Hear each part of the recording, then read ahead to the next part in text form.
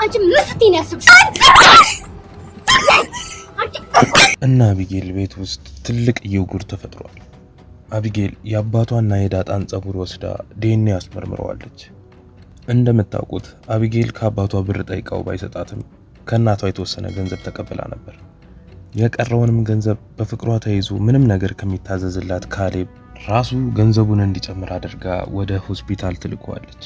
የዲኤንኤ ውጤቱን ይዛ እቤታቸው መጣለች። እናቷም ይህን ስትሰማ በጣም ተናዳለች። አቢጌል የእናቷን መበሳጨት ተመልክታ በጣም በፍርሃት ተውጣለች። እናቷን በንዴት አቢጌልን ደበደበቻት። ጩኸቷን ሰምተው ናታን፣ ዳጣና ውሃ ቢመጡ አቢጌልን ከእናቷ ኃይለኛ 2 ጥፊዎች ማዳን አልቻሉ። ቤቱ በአንድ እግሩ ቆሟል።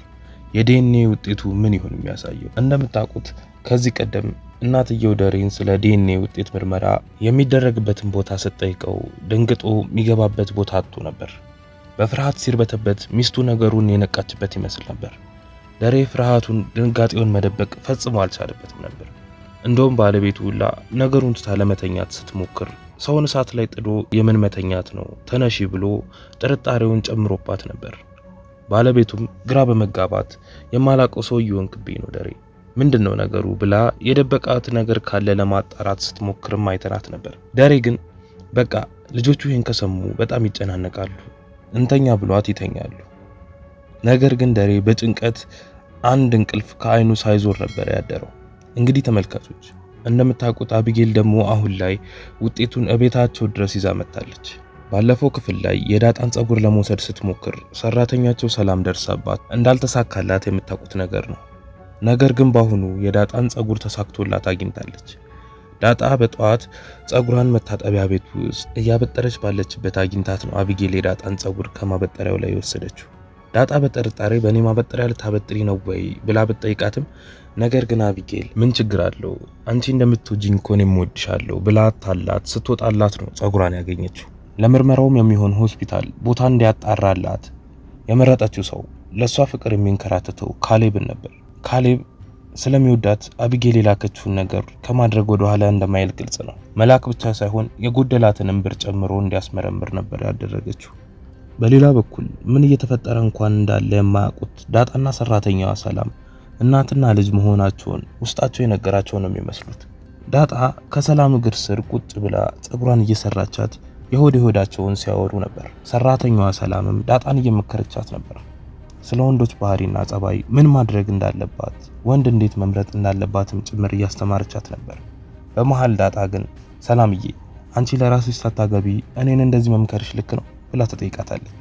ሰላምም ያላገባ አይመክርም ያለው ማን ነው ስትል ዳጣ አምልጧት ሰላምዬ የኔ እናት አንቺን የምታክል ይመስለኛል ትላታለች። ሰላምም እናትሽን አታውቂያትም እንዴ? ንገሪኝ እስቲ ነገሩን በደንብ አስረጅኝ ምንድነው ብላ ተጠይቃታለች። ዳጣም በሐዘን ተውጣ ዝም ትላታለች። በሌላ በኩል የዳጣና የናታን መቀራረብ የሚያናዳትና የሚያስቀናት አቢጌል የዋህና ታዛዧን እህቷን ውሃን ወደ ናታ ክፍል ትልካታለች።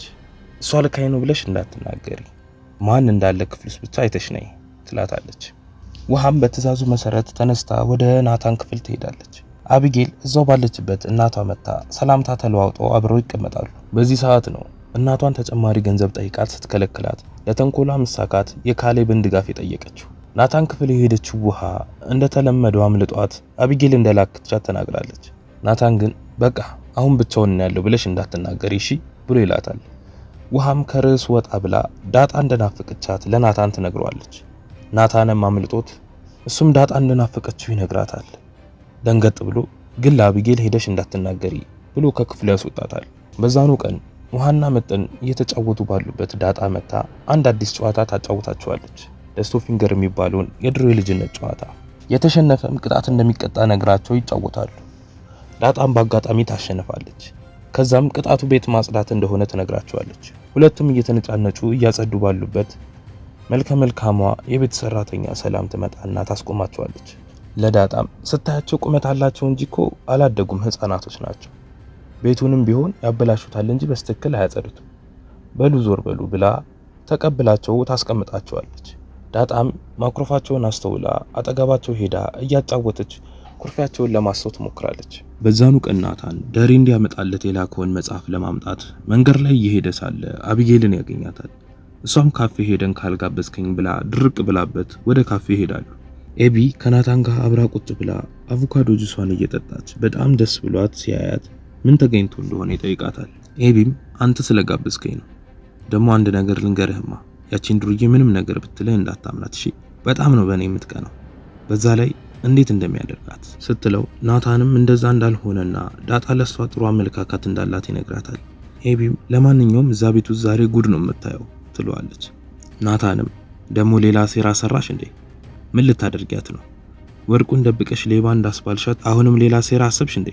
ሲላት ደንገጥ ብላ አባቷ እንደነገረባት አስባ እሱ ነው አይደል የነገረህ ብላ ተጠይቀዋለች። ናታንም እሱ እንዳልነገረው ነግሯት ግን የነገረኝ ሰውን ለመኮነን ከመሞከርሽ በፊት አንቺ ራስሽ በሰራሽውን ስራ ራስሽን ወቀሺ፣ ለማንኛውም መሄድ አለብኝ፣ መጽሐፉን ልቀበል ብሏት ይሄዳል። አቢጌልም በዛ ሰዓት ነበረ ወደ ቤቷ ሄዳ እናቷን ያገኘቻት። የሰራችውን የተንኮል ስራ አባቷ ሌላ ልጅ እንዳለው ለማረጋገጥ የሄደችበትን ርቀት ለእናቷ ሄዳ ስትነግራት በጥፊ የደረገመቻት። በቀጣይ ምን የሚፈጠር ይመስላችኋል? የመጣውን ፖስታ እናትየው ለመክፈት ሞክራ ስትመለከተው ውጤቱ የቤተሰቡን ሰላም የሚያናጋ የሚረብሽ ይመስላችኋል? ማለት የደሬና የዳጣ ዲኤንኤ አንድ አይነት ይሆናል ወይስ ውጤቱ የተለያየ ነው? ቀጣዩን ክፍል በፍጥነት እንዲደርሳችሁ ሰብስክራይብ እያደረጋችሁ ጠብቁን። ስለምትከታተሉን እናመሰግናለን። በቀጣይ ቪዲዮ እስክንገናኝ በሰላም ቆዩ።